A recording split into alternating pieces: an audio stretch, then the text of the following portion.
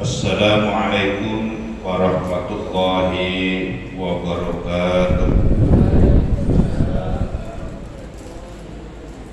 A'udzu billahi minasy syaithanir rajim. Bismillahirrahmanirrahim. Alhamdulillahilladzi arsala rasulahu bil huda wa dinil haqq liyudhhirahu 'ala ad-dini kullih wa kafa billahi shahida. Asyhadu an la ilaha illallah wahdahu la syarika lah wa asyhadu anna Muhammadan abduhu wa rasuluh. Allahumma shalli wa sallim wa barik ala sayyidina Muhammad wa ala alihi wa sahbihi ajma'in. Rabbi ishrah li sadri wa yassir li amri wahlul 'uqdatam min lisani yafqahu qawli. Amma ba'd. Yang saya hormati Ketua Masjid Insan Kamil, kebetulan beliau ini guru saya juga, Bapak Ratus Abdullah Kamil. Yang saya hormati Ketua Panitia Bapak Haji Nanang Sujana, Bapak-bapak tokoh agama, tokoh masyarakat, ibu-ibu. Yang saya hormati adik-adik kami yang tergabung di kelompok Hamsi yang tadi sudah beberapa lama waktu dia tampilkan. Bapak Ibu hadirin hadirat yang dimuliakan oleh Allah Subhanahu wa Ta'ala, puji syukur mari kita panjatkan kehadiran Allah Subhanahu wa Ta'ala atas kemurahannya. Hari ini tanggal 12 Muharram kita dipertemukan di rumah Allah ini, insya Allah dalam keadaan sehat walafiat. Salawat dan salam mari senantiasa kita sampaikan kepada junjungan kita Nabiullah Muhammad sallallahu alaihi wasallam beserta keluarganya, sahabat-sahabatnya dan pengikutnya, mudah-mudahan termasuk kita yang hadir di majelis yang mulia. Bapak Ibu yang dirahmati Allah, pada kesempatan yang berbahagia ini kita diingatkan kembali di bulan Muharram ini, karena dalam sejarah itu banyak sekali cerita-cerita tentang kejadian bulan Muharram dan kenapa bulan Muharram dijadikan awal kalender Hijriah. Maka pada kesempatan ini saya mengajak kepada diri saya dan seluruh yang hadir, mudah-mudahan kita tetap mengingat nama-nama bulan Hijriah. Jadi bulan Hijriah itu diawali dengan Muharram. Kalau di Jawa itu namanya Suro. Kalau bulan Suro itu yang namanya di Jogja dan di Solo itu ada acara kenegaraan, acara pemerintahan yang resmi khusus menyambut bulan Muharram. Oleh karenanya kita juga di Kabupaten Pasir, khususnya di Masjid Insan Kamil, tidak mau ketinggalan juga. Dan ini sebetulnya adalah tugas kita semua Bapak Ibu. Kenapa bulan Januari orang ramai-ramai memperingati, merayakan? Kenapa bulan Muharram biasa-biasa saja? Inilah namanya peradaban. Ada sedikit yang ingin kita kutip Bapak Ibu. Kenapa awal tahun baru Islam diawali dengan bulan Muharram? Itu dalam sejarah kan banyak sekali. Kenapa nggak diawali dengan bulan Maulid? Bulan Maulid itu kan lahirnya Nabi. Pada waktu itu sahabat-sahabat kurang sependapat karena penentuan kalender Hijriah ini Bapak Ibu sesudah Rasulullah SAW tiada. Jadi jangan sampai kita punya pengertian berbeda nanti. Kalau zaman Nabi belum ada ketetapan mulainya tanggal Hijriah itu kapan. Jadi kebetulan khalifah yang pertama Abu Bakar Siddiq radhiyallahu anhu, beliaulah yang memprakarsai. Karena sulitnya berkomunikasi, mencatat kegiatan-kegiatan dan kejadian-kejadian, maka dibuatlah catatan-catatan baru. Salah satunya adalah bagaimana kita menetapkan awal tahun Islam. Padahal peristiwa lahirnya Rasulullah SAW juga sangat dahsyat sekali. Bayangkan pasukan Abraha ingin menghancurkan Ka'bah, tiba-tiba semua gajahnya tersungkur. Tapi sahabat tidak sependapat karena kelahiran Nabi adalah hal yang biasa, karena itu adalah kehendak Allah Subhanahu wa Ta'ala. Akhirnya beberapa pendapat mengemuka bagaimana kalau tahun baru Hijriah itu diawali dengan perpindahan Rasulullah dari kota kelahirannya yaitu Makkah Al-Mukarramah menuju Madinah Al-Munawwarah. Bapak Ibu yang pernah ibadah umroh haji pasti tahu itu Makkah dan Madinah. Jadi diawali dengan hijrahnya Rasulullah ini, akhirnya sahabat sepakat, maka ditetapkanlah oleh Khalifah pertama Abu Bakar As-Siddiq tahun baru Islam diawali dengan hijrahnya Rasulullah Sallallahu Alaihi Wasallam, maka tepatnya pada bulan Muharram. Supaya kita nggak susah-susah Bapak Ibu. Kita juga kalau tidak punya catatan, nggak punya penanggalan, juga kadang agak susah itu. Oleh karenanya inilah salah satu hikmah kita memperingati tahun baru Islam. Kalau dulu zaman kita masih kecil di Jawa itu kalau sudah bulan Muharram itu wah sangat ramai sekali. Alhamdulillah di Kalimantan juga termasuk ramai juga, apalagi tadi malam di Batu Kajang ada musabaqah tilawatil Quran dari disampaikan oleh Pak Ketua, termasuk salah satu mengambil momen masuknya bulan Muharram. Nah selanjutnya Bapak Ibu, setelah kita komitmen mengikuti ajaran Rasulullah SAW dan sahabat-sahabat beliau, terutama Khulafaur Rasyidin, telah menetapkan awal tahun baru Islam adalah bulan Hijriah. Kemudian para ulama membuat kesepakatan, kajian-kajian dalam beberapa kitab. Kalau peringatan bulan Muharram ini Bapak Ibu, kalau di Jawa pada tanggal 10 ada namanya puasa Asyura. Itu biasanya bikin bubur 10 macam. Kalau ada orang dari Jawa itu pasti ingat itu Pak ya. Dulu kita kecil senang betul Pak.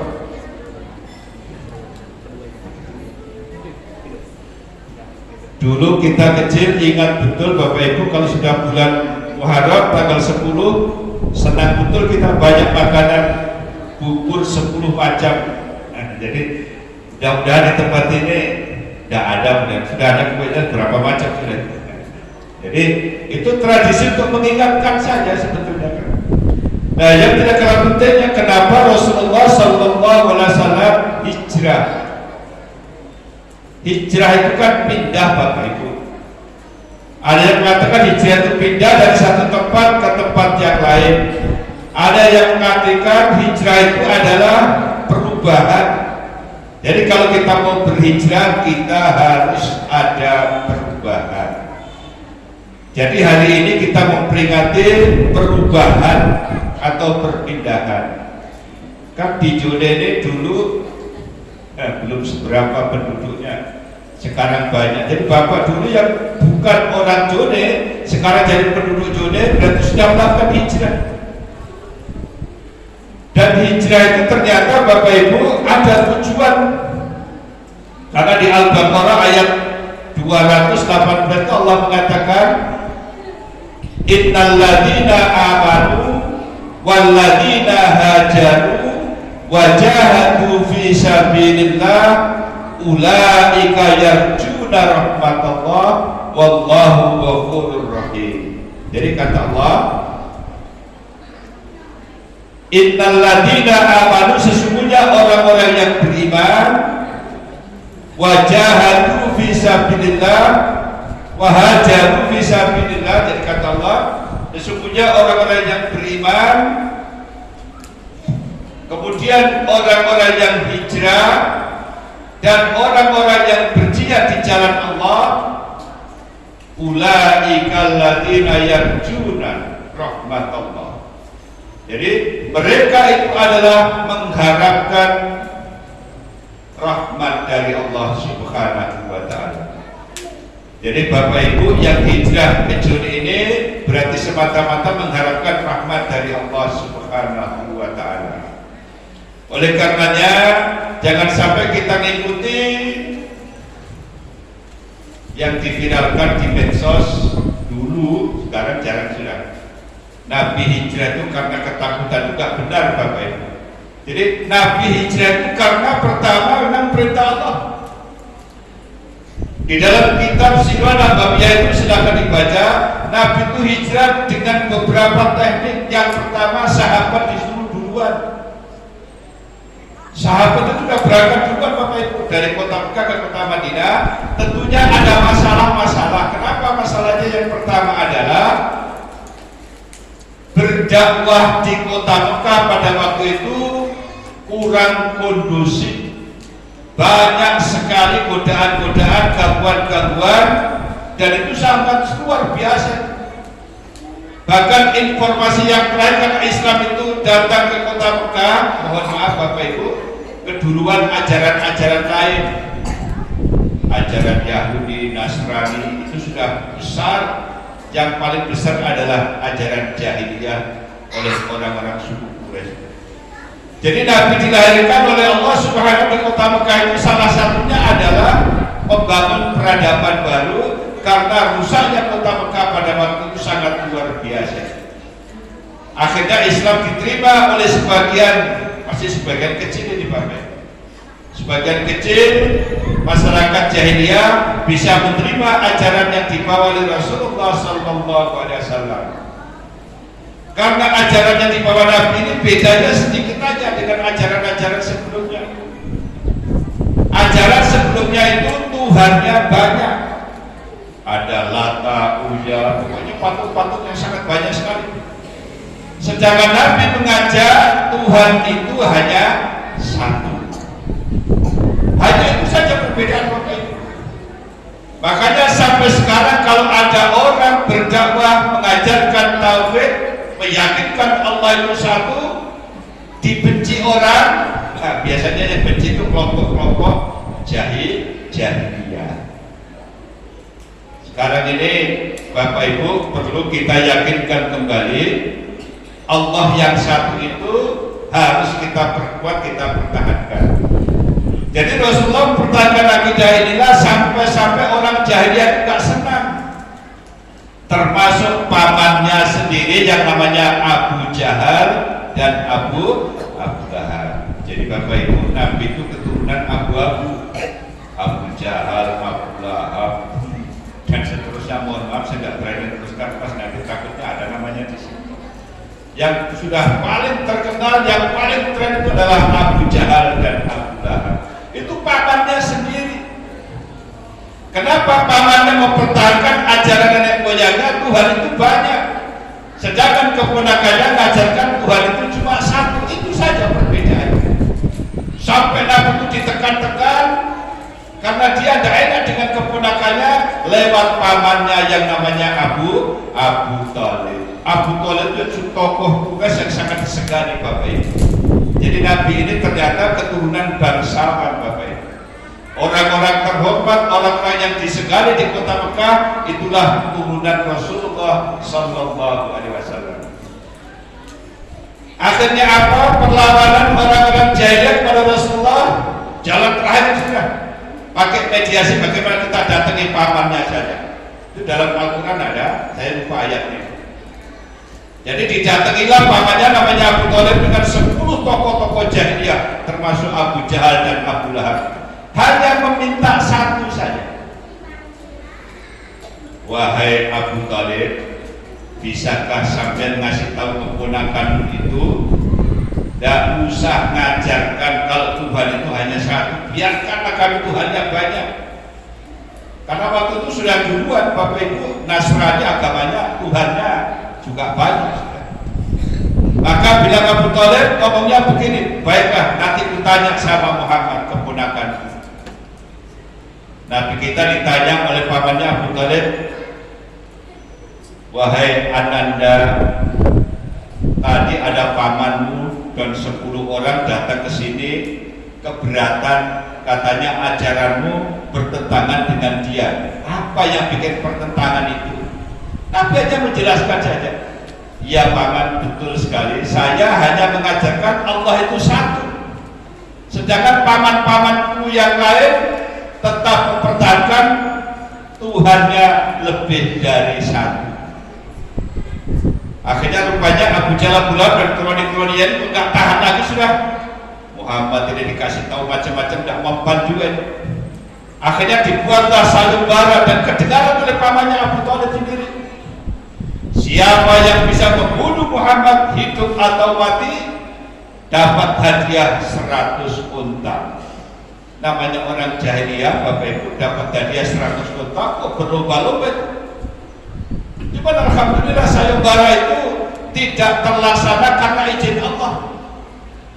Akhirnya Nabi dan sahabat bikin rencana, bagaimana kalau kita tinggalkan saja kota Mekah ini, kita pindah ke kota yang lain. Akhirnya disepakatilah, karena hijrah Nabi itu bukan sekali aja, ini sudah yang ketiga ini. Ke Taif pernah. Jadi disepakati hijrah ke Madinah. Yang disuruh pindah duluan adalah sahabat-sahabat beliau.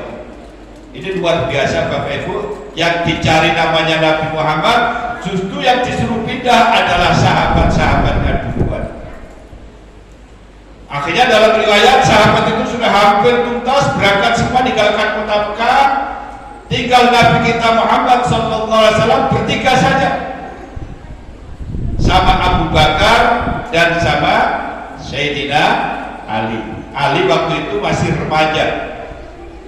Jadi dalam cerita singkat Bapak Ibu, malam terakhir Nabi tetap tidak mau pindah, tapi Nabi diperintah Allah dalam satu ayat. Makanya di dalam surah Yasin kan ada kan, wa ja'alna min baini aydihim sadda wa min khalfihim sadda fa alsaynahum fa hum la yubsirun.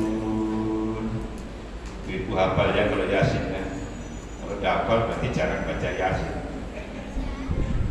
Jadi Nabi bertiga di Bapakku dikepung oleh orang jahiliyah itu. Dalam riwayat mulai habis isya lah kira-kira.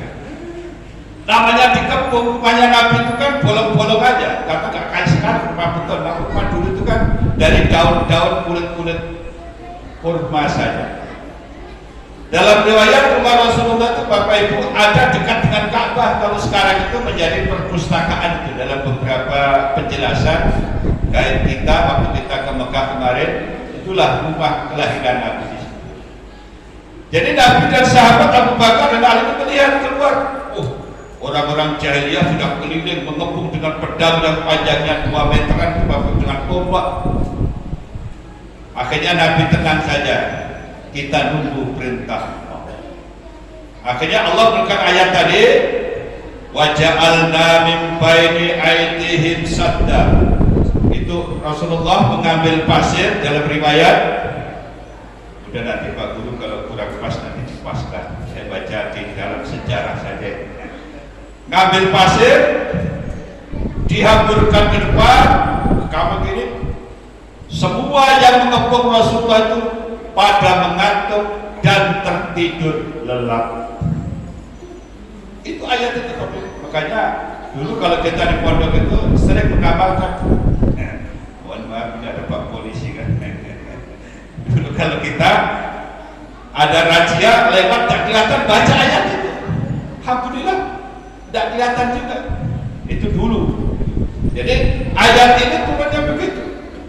Setelah dihamburkan pasir kanan kiri, orang-orang jahiliyah yang menghukum Rasulullah tertidur lelap. Akhirnya Rasulullah meninggalkan rumah itu karena 3 orang.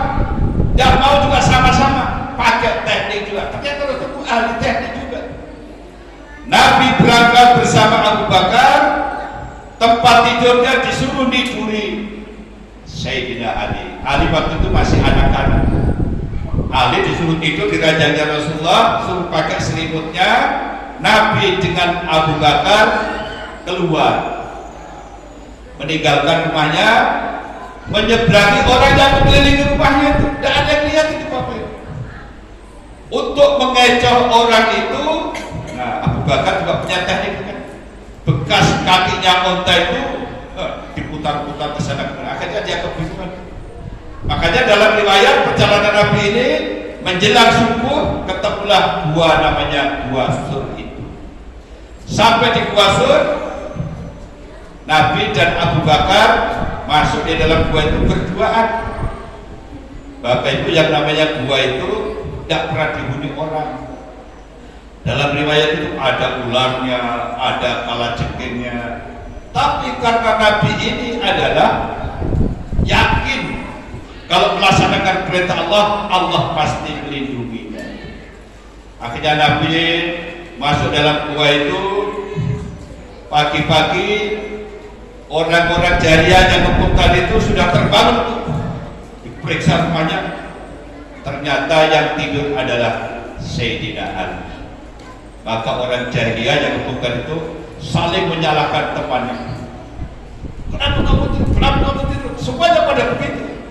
Ya juga memang semuanya tertidur lelap. Ini gara-gara kamu tidur, lepas sudah 100 unta kita. Jadi gitu cerita singkatnya. Akhirnya dikejarlah sampai di mulut Gua Sur itu. Orang-orang jahiliyah itu ngintip-ngintip begitu. Atas izin Allah dalam beberapa riwayat, Gua Sur itu tiba-tiba Bapak Ibu di pintunya itu ada burung merpati bertelur. Kemudian sebelahnya lagi ada sarang laba-laba bagus. Jadi orang-orang jahiliyah itu berpikir rasional. Tidak mungkin orang masuk gua ada burung yang bertelur di sini, ada sarang laba-laba. Lewat mana dia? Padahal Nabi dengan Abu Bakar itu melihat di atas itu orang-orang jahiliyah mencari dia dan mendengar saja. Itu dalam riwayat bukan sehari di Gua Sur itu, sampai kurang lebih 3 hari untuk mencari aman perjalanan. Nabi ini juga ada sahabat yang saya lupa namanya itu ya, nah, tukang penggembala kambing, mengirimkan susunya kambing itu untuk minum Rasulullah. Nah, dalam cerita singkat, malam tiba, Nabi kita Muhammad SAW kecapean, tertidurlah di pahanya sahabat dia yang namanya Abu Bakar. Karena Abu Bakar ini setia betul dengan Rasulullah. Rasulullah tiba di pahanya dengan tidur yang sungguh lelap sekali. Kelihatan kan orang capek ini kan. Nah, Abu Bakar ini digigit oleh kalajengking riwayat. Ada yang mengatakan digigit ular kan. Sakit-sakitnya itu Abu Bakar tuh sampai terjunjung air matanya, jatuhlah di pipi Rasulullah. Bu pernah untuk kalajengking nggak Bu? Pak, nah, luar biasa rasanya. Menahan rasa sakitnya itu, Abu Bakar keluar air matanya, jatuh di pipi Rasulullah. Rasulullah bertanya, wahai sahabat, kenapa engkau kelihatannya kesakitan? Iya ya Rasulullah, kaki saya digigit oleh kalajengking. Atas izin Allah, ya ditiuplah oleh Rasulullah, akhirnya sakit itu hilang. Maka Nabi bilang begini, wahai sahabatku, janganlah kau takut. Dalam Al-Quran itu, la tahzan, innallaha ma'ana. Janganlah kamu takut, Allah bersama kita. Jadi hijrah ini Bapak Ibu adalah pendidikan akidah yang sungguh luar biasa. Sudah dikejar orang banyak, mau dibunuh, masuk buat digigit, tapi Nabi tetap la tahzan, innallaha ma'ana. Jangan kau takut sahabatku, Allah bersama kita. Bapak Ibu, kalau kita punya keyakinan Allah bersama kita, kita nggak pernah takut dengan siapapun Bapak Ibu. Insya Allah itu. Mohon maaf, dulu di pasir ini banyak cerita-cerita rumah angker Bapak Ibu. Saya masuk di pasar ini tahun 82. Banyak cerita-cerita itu rumah. Jadi ada kalanya katanya kalau di rumah sendirian tiba-tiba ada yang jalan-jalan di rumah. Mau percaya nggak percaya boleh. Saya percaya saja. Makhluk halus itu ada, Bapak Ibu, di mana-mana ada. Bahkan dalam tubuh kita ini sudah banyak setannya. Apa buktinya? Maaf, siapa yang gemar marah-marah itu setan di dalam tubuhnya bergejolak. Karena marah itu hanya pekerjaan setan. Kalau orang yang tidak ada setannya, tidak ada marah-marah. Mohon maaf kalau ada yang pernah marah sini, tapi saya lihat jamaah ini tidak pernah marah-marah. Saya lihat wajahnya cerah semua. Itu gampang kan itu. Akhirnya dalam riwayat singkat, Rasulullah SAW bersama Abu Bakar keluar dari Gua Sur menuju perjalanan terus sampai cerita singkat karena hijrahnya Nabi ini, mohon maaf Bapak Ibu, belum ada jalan, belum ada kendaraan, yang ada hanya unta saja. Bapak Ibu pernah lihat jalannya unta kan? Kecuali unta marah aja yang laju itu. Saya hari ini sama Pak Haji Habib melihat ada unta marah, laju juga ya. Tapi kalau unta biasa ya kita aja jalan. Itulah dari Rasulullah dari Mekah ke Madinah dalam riwayat kurang lebih makan waktu 3 bulan. Jadi kisah singkatnya, Nabi meninggalkan kampung kelahirannya menuju kampung yang baru hanya semata-mata ingin mendapatkan rahmat dari Allah Subhanahu wa ta'ala. Makanya ayat yang saya bacakan, yarjuna rahmatullah, mengharapkan rahmat dari Allah Subhanahu wa ta'ala. Jadi pendek kata, yang namanya rahmat itu kalau Allah berikan pada kita enak rasanya Bapak Ibu. Mohon maaf Bapak Ibu yang dulu bukan warga Jone sekarang jadi warga Jone, enak enggak? Kalau enak berarti rahmat Allah ada pada kita. Ibadah enak, mengaji juga enak, majelis taklim juga ada yang gangguin, bikin maulid khamsi seperti begini juga orang senang. Kalau ada yang nggak senang itu tinggal ditanya aja. Nah, biar ini umatnya siapa? Mendengar orang baca selawat nggak senang itu tanya aja. Umat siapa sampean? Kan sekarang itu banyak, walaupun Nabi kita Muhammad umat yang Nabi Rasul yang terakhir, tapi masih ada percaya dengan Nabi sebelum Nabi. Sebelum Nabi kita Muhammad kan ada Nabi-Nabi sebelumnya. Jadi kita curiga sekarang itu banyak pengikutnya Nabi Muhammad, tapi dengan orang berselawat dia tidak suka, digantilah dengan joget-joget. Mohon maaf di sini tidak ada itu, di tempat lain ada itu. Jadi adik-adik yang baca selawat itu niatkan cintanya kepada Rasulullah Sallallahu Alaihi Wasallam, insya Allah nanti dapat syafaat Rasulullah Sallallahu Alaihi Wasallam. Kemudian yang tidak kalah pentingnya hikmah hijrah ini Bapak Ibu, ada beberapa yang ingin disampaikan. Yang pertama, kalau kita mengikuti jejak Rasulullah kita harus hijrah, harus pindah. Kalau kemarin kita melaksanakan ibadah, akidah kita terganggu, makanya kita dibolehkan Bapak Ibu, kalau kita punya rumah, godaannya banyak sekali. Kita undang acara majelis di rumah, tetangga melotot-melotot matanya. Itu kan gak enak kan? Kalau tetangga itu kan, aduh ramenya rumah ibu, ada acara apa? Aduh pengajian, alhamdulillah nyamannya rumah dia. Kalau begitu kan enak kan? Kan ada juga tetangga itu kan, bikin acara apa lagi itu dipelotot, ditip dari jendela. Itu kan namanya tidak menyenangkan. Kalau ibu tahan, bapak tahan, lanjut rumah situ. Kalau nggak tahan, boleh pindah, boleh hijrah, mencari tempat yang lebih nyaman. Insya Allah di komplek Juni ini dari termasuk komplek yang nyaman dalam menegakkan syariat Islam, dalam beribadah dan seterusnya dan seterusnya. Jadi yang harus kita perbaiki hijrah pertama adalah akidah kita ini. Bab akidah itu godaannya sangat banyak, makanya Nabi bilang kan, jadidu imanakum wa a'mal. Kata Rasulullah, perbaharilah iman-iman kalian itu dan amaliyah-amaliyah kalian diperbaiki. Itu Nabi yang mau berbaik.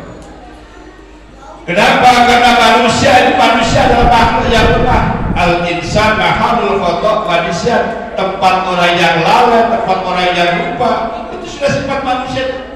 Tapi kalau lupa terus-terusan yang repot itu. Mohon maaf, yang namanya lupa itu satu. Allah itu ngomong dalam Al-Quran, anfiqu mimma razaqnakum. Kata Allah, infakkanlah hartamu sebagian ke jalan. Bapak Ibu, harta ini adalah titipan dari Allah. Kalau Allah meminta, kasih. Dia minta, Allah tidak mau kasih. Diajak sedekah susah, diajak berinfak susah, diajak ke majelis taklim seru. Ada sekarang juga banyak. Hadirlah tabligh akbar dan siapkan uang apa itu? Infak Anda yang terbaik. Itu baca saya kabar. Ini datangin pengajian sebawa. Tidak apa-apa kalau kita punya, nggak usah bawa, nggak apa-apa. Ini kan sifat manusia sudah lumrah. Saya kan sering tebarkan informasi kan. Hadirilah tabligh akbar kemarin di Mojokerto. Ada di tempat lain, ada kalimat bawahnya kan, siapkan infak yang terbaik Anda. Ada SMS, Pak, ini undang warakah, suruh bayar ini dan sebagainya. Nah, itu penyakit manusia. Mari kita hijrah. Kalau memang kita merasa harta yang kita miliki adalah milik Allah, kalau Allah meminta, keluarkan. Infak itu banyak sekali, dan infak itu gak ada ketentuannya Bapak Ibu. Infak dia termasuk zakat. Kalau zakat ada ketentuannya kan. Kalau infak itu kapan saja. Ke majelis taklim supaya majelis taklimnya maju, ya bawa infak lah. Tidak mau 5.000 ya 50.000 supaya majelis taklimnya itu punya mic yang enak kayak begini kan. Jadi kan pasti belinya pakai itu. Adik-adik yang berhabis begini nanti ada rezeki, kumpulkan lagi, bikin uang kas, beli lagi yang lebih canggih lagi. Apa canggih begini? Sekarang ada yang nempel aja di sini. Nah, kira-kira begitu kan. Itu jalan Allah. Ini kadang punya uang banyak ditumpuk-tumpuk, berinfak malas. Diajak nabung haji, wah mahal betul, sudah mahal, waktunya lama lagi. Padahal itu Allah yang minta Bapak Ibu, bukan kita. Nah, mari kita membuka hati kita, hijrah. Apa yang diminta Allah kita laksanakan. Allah minta yang kedua apa? Aqimus shalah, dirikanlah salat. Salat ini Bapak Ibu sudah biasa kita lakukan, tapi ada yang perlu kita hijrahkan. Kadang kita di salat seperti orang yang salat. Shallu wala yusallu. Adakah contohnya Bapak Ibu, orang salat tapi seperti nggak salat? Apalagi laki-laki ini godaannya banyak. Kalau jadi imam itu godaannya paling banyak. Kalau imannya nggak kuat, habis pahalanya jadi imam itu. Mohon maaf, ada di sebuah tempat imamnya sholat maghrib, jamaahnya hanya 2 saja. Ya di komplek rumah kita, tapi nggak di sini. Waktu maghrib sebentar, makmumnya 2 saja. Baca Fatihahnya dia saja. Alhamdulillah. Kecil sedikit. Begitu rakaat kedua, jamaahnya banyak. Bacanya benar kan? Bismillahirrahmanirrahim. Pokoknya meningkat. Nah, begitu salam ditanya sama temannya, kenapa suaramu tadi rakaat pertama dengan rakaat kedua berbeda? Ya jelas harus beda lah. Kalau tadi 2 orang aja, sekarang kalau sebujur penuh, dikiranya kita nggak bisa, nggak semakin bagus. Nah, berarti dia jadi imam, bacanya bukan niat karena sholat, tapi niatnya karena supaya orang tahu siapa dulu imamnya. Dinaikkan frekuensinya, dinaikkan lagunya, dipanjangin lagi ayatnya. Rakaat pertama tadi kuliah kafir, rakaat kedua ganti 2. Kenapa? Jamanya banyak. Padahal biasanya bukan rakaat pertama surahnya agak panjang, rakaat kedua surahnya agak pendek. Ini dibalik karena itu tadi. Ini yang perlu kita tingkatkan. Mari sholat kita ini niatkan karena Allah Subhanahu wa ta'ala. Jadi kalau jadi imam, makmumnya sedikit atau banyak sama aja bacaannya, jangan beda-beda. Nanti ditanya repot tapi jawabnya. Kecuali kalau rakaat pertama bacaannya bagus, rakaat kedua pelan. Tanya kenapa? Tenggorokan saya seperti mau minum aja, makanya coba. Itu tidak apa-apa, bagus saja karena situasi dan kondisi.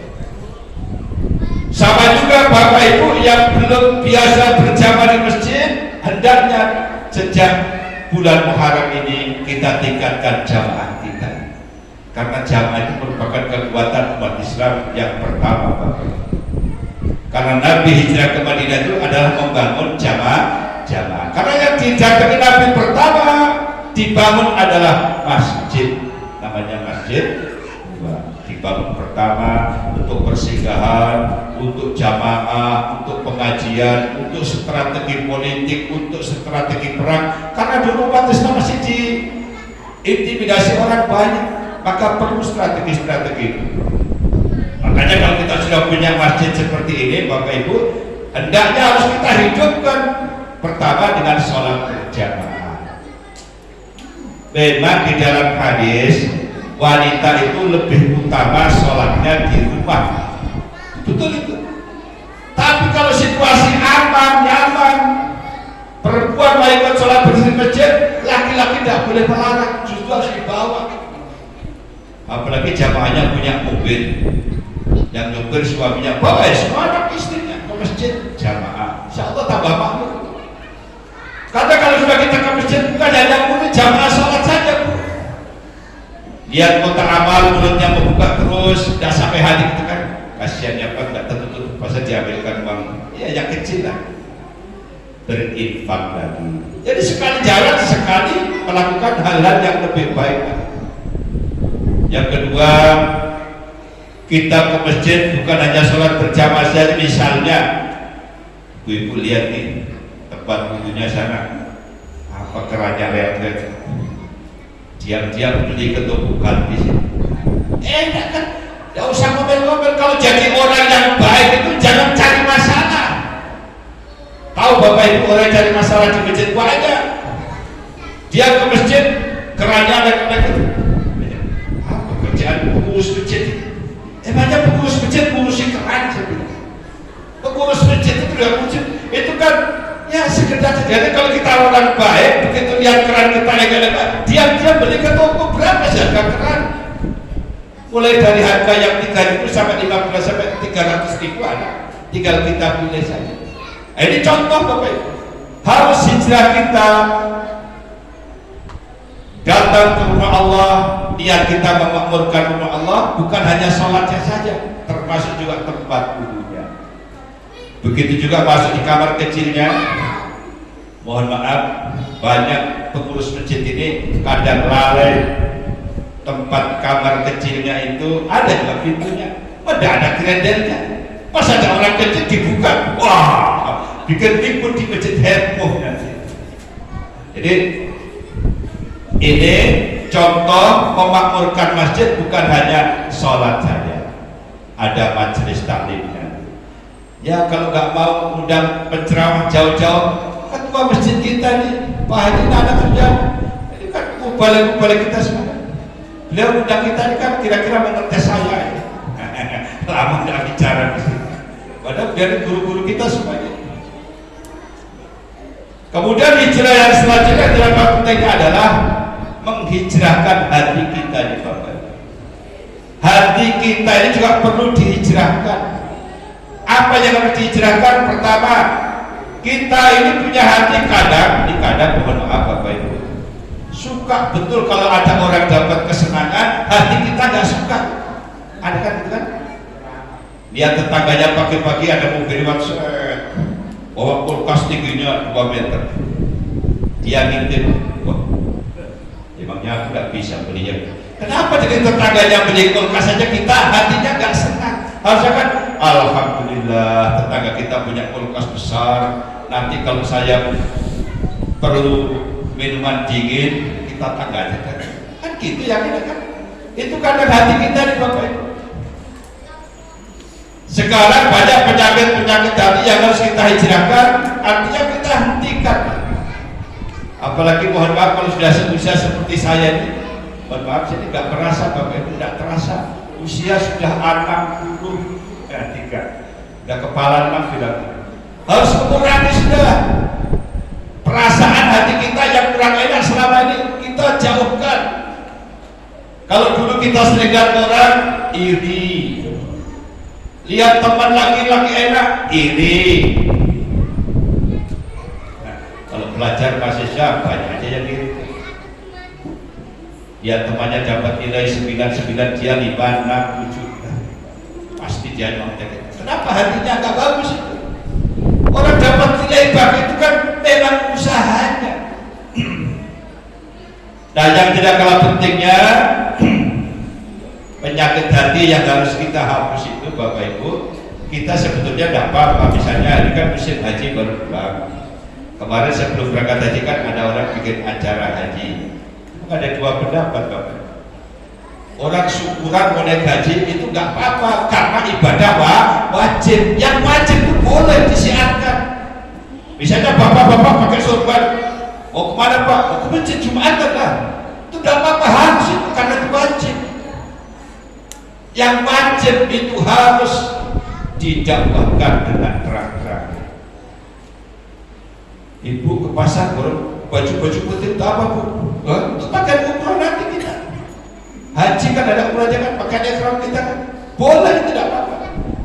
Kan kemarin sempat diperbincangkan betul mereka haji pamer. Tidak pamer, ngasih tahu sama orang supaya yang belum menunaikan ibadah haji hatinya terpanggil. Kan enak. Yang kedua, bikin acara syukuran haji itu intinya adalah mohon maaf dan mohon doa. Sebab doa orang banyak itu kalau dikabulkan Allah, perjalanan kita enak aja. Mohon maaf, perjalanan haji itu memang ada yang bilang enak, ada yang bilang sakit. Terserah aja yang ngomong. Yang jelas kita ke sana itu lapor sama Allah. Makanya ada laporan kita kan, nggak pakai bahasa Indonesia, laporan pakai bahasa Arab. Labbaik Allahumma labbaik. Itu kan artinya kan, ya Allah aku datang memenuhi panggilan. Mendatangi Ka'bah itu adalah panggilan Allah. Jadi silakan Bapak Ibu yang punya rezeki lebih, nabung mulai sekarang. Saya punya referensi di Kalimantan Timur ini ada Bapak Ibu setiap hari nabung 5.000 persis 12 tahun bisa dapat SIM bayar berangkat haji. Soal nanti di Kementerian Agama diundi lagi berapa tahun lagi berangkatnya, nggak usah dipikirkan Bapak Ibu. Yang penting niat kita sudah sampai. Niat haji itu harus dibarengi dengan membayar. Kalau hanya niat saja, ya Allah, saya tahun depan bisa naik haji. Tahun depan, kecuali uangnya banyak. Haji plus sekarang itu Bapak Ibu hampir 400 kalau tahun depan mau berangkat. Saya tanya teman-teman, 400.000 bisa berangkat tahun depan menunaikan ibadah haji. Kalau yang reguler hari ini dapat sih informasi terbaru tadi malam dari Bapak Kepala Kantor Kemenang, kurang lebih Pak 20 sampai 25 tahun. Ada yang ngetek Pak kalau usia sudah 60, nggak usah tanya. Kalau Allah berikan usia sampai tambah tua tambah kuat, banyak aja orang tua tambah sehat sekarang. Jangan lagi mikirkan dalam teori Pak usia 60 nunggu 20 habis kita. Kok tahu umur kita habis dari mana? Kalau umur kita habis, mohon maaf Bapak Ibu, justru itu bonus dari Allah. Niat kita menunaikan ibadah haji sudah setor, terus kita meninggal, dicatat Allah kita menunaikan ibadah haji. Yang enak ahli warisnya kan, tabungan haji bisa diambil, bisa dipakai berangkat yang lain. Yang berniat tadi tetap dicatat Allah menunaikan ibadah haji. Jadi harus hati kita hijrahkan. Kemarin kan baru pulangan kan, saya punya teman, ayo kita datang ke teman kita pulang haji. Wah, pulang haji power. Tidak apa-apa, kita mencapai selamat. Dia kembali dalam keadaan sehat walafiat. Ada yang tidak kembali, tetap juga kita ucapkan selamat. Selamat menunaikan ibadah haji. Ya, Ini hijrahkan hati ini yang tidak kalah pentingnya adalah ada satu lagi Bapak Ibu, hati kita yang perlu ditata itu adalah kita ini kadang kalau udah ke masjid ini bagus, cuman masih ada penyakit hati itu. Ke masjid bagus-bagus niatnya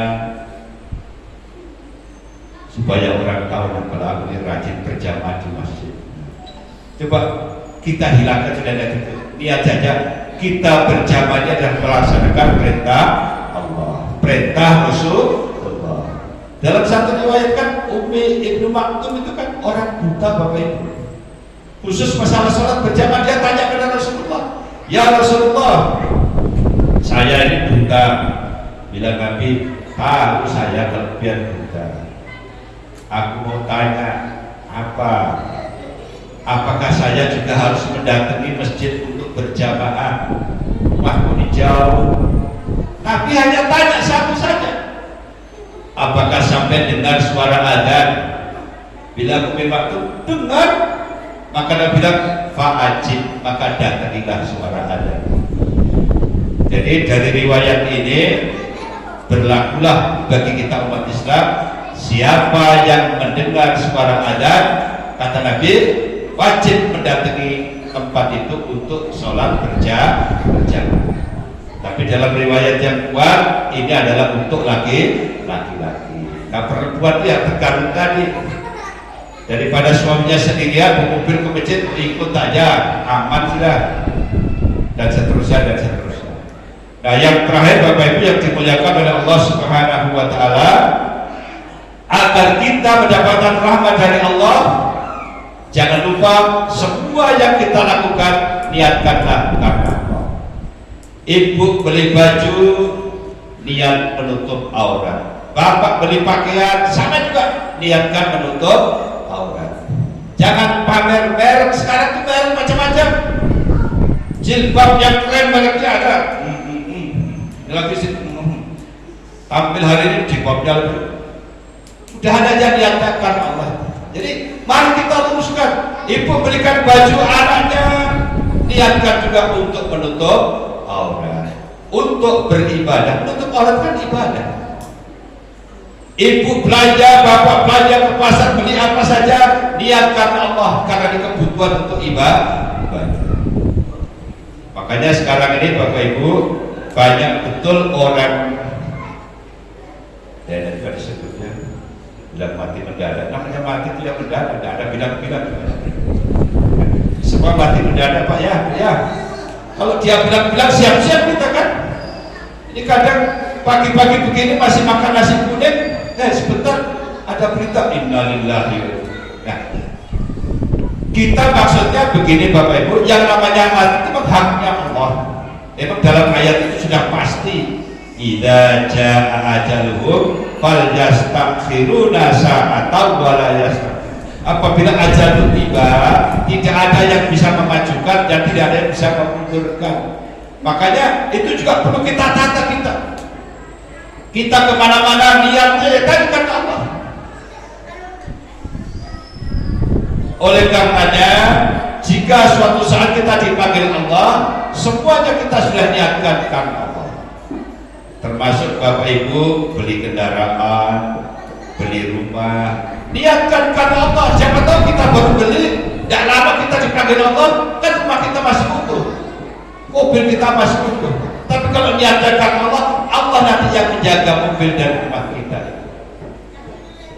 Nah, ini yang sangat penting dalam rangka hijrah. Semuanya harus kita tata, harus kita pindah dari hal-hal yang kurang baik, berpindah kepada hal-hal yang baik. Makanya tadi saya lihat di komplek kita ini biasanya jamaahnya banyak. Hari ini kan hari Ahad, saya lihat banyak yang senam di jalur buat. Senam juga kebutuhan jasmani kira-kira juga, supaya sehat kira-kira kan. Jadi kita doakan saja yang positif. Kalau ada sahabat kita tidak hadir pada hari ini, kita berprasangka baik saja. Mungkin dia lagi tidak enak badannya, mungkin dia lagi tidak enak pikirannya, mungkin dia lagi ya muter-muter kepalanya mikirnya enggak ketemu sampai kapan dicari-cari dan ketemu. Kita maklumkan saja. Nah, tugas kita yang positif adalah kita doa doakan. Mudah-mudahan majelis taklim kita, jamaah kita ini selalu diberikan kemudahan oleh Allah Subhanahu wa Ta'ala dalam momen hijriah ini, karena bulan Muharram adalah bulan yang dimuliakan oleh Allah. Makanya tadi disinggung oleh Pak Ketua, ada puasa Asyura, itu ada hadisnya yang sangat sahih Bapak Ibu. Kata Nabi, afdhalus syiyam ba'da Ramadan syahrullahil muharram. Hadis riwayat Imam Muslim. Kata Nabi, seutama-utama puasa sesudah Ramadan adalah puasa di bulan Allah, yaitu di bulan Muharram. Karena Nabi sangat menekankan kita tanggal 9 dan 10 Muharram. Jadi mohon maaf Bapak Ibu, kalau yang biasa puasa tanggal 10 Muharram itu biasa dilakukan oleh orang-orang Yahudi. Orang Yahudi sampai sekarang puasa tanggal 10. Maka Nabi waktu itu tanya, wahai sahabat, ini kok pada puasa hari apa ini? Bilang orang Yahudi, iya ya Rasulullah, ini adalah hari kemenangannya Nabi Musa beserta orang Israel. Maka kami sebagai bukti hormat kita kepada tanggal 10 Muharram, saya selalu berpuasa setiap hari. Maka Nabi bilang supaya kita ada beda, maka Nabi bilang kita nanti ada puasa Tasu'a, puasa menyelisihi. Jadi tanggal 9 dan 10 Muharram. Insya Allah kalau kita bicara pahalanya di hadis itu jelas. Apa pahalanya puasa Muharram? Dosa kita setahun yang lalu dan setahun yang akan datang diampuni oleh Allah Subhanahu wa Ta'ala. Ini yang sangat penting. Pada kesempatan yang berbahagia ini, saya sekali lagi ucapkan terima kasih diberi kesempatan untuk berbagi pengalaman, karena hidup itu kan pengalaman saja yang kita andalkan, dan sedikit yang kita sampaikan mudah-mudahan Allah meridhai kepada kita semua, dan khususnya yang hadir di majelis ini mudah-mudahan Allah memberikan kemudahan-kemudahan kepada kita, dimurahkan rezekinya, dipanjangkan usianya, dan selalu dekat kepada Allah Subhanahu wa Ta'ala. Karena bulannya Allah, kita dianjurkan oleh Rasulullah untuk banyak-banyak berbuat baik, banyak-banyak berdoa, kurangi berbuat dosa. Karena kalau kita berbuat baik, pahalanya dilipat gandakan. Kalau kita berbuat maksiat, dilipat gandakan juga dosanya. Jadi sama Pak. Kita berbuat baik, pahala dilipatkan gandakan oleh Allah. Kita berbuat maksiat, dosa kita dilipat gandakan oleh Allah Subhanahu wa Ta'ala. Demikian barangkali yang bisa kami sampaikan pada kesempatan yang berbahagia ini. Sekali lagi saya mohon maaf jika penyampaian saya ada yang kurang berkenan. Saya hanya semata-mata menyampaikan pesan Rasulullah SAW, balighu anni walau ayat, sampaikanlah dariku walau hanya satu ayat. Kurang lebihnya mohon maaf. Hadanallahu wa iyyakum ajma'in. Fastabiqul khairat. Assalamualaikum warahmatullahi wabarakatuh.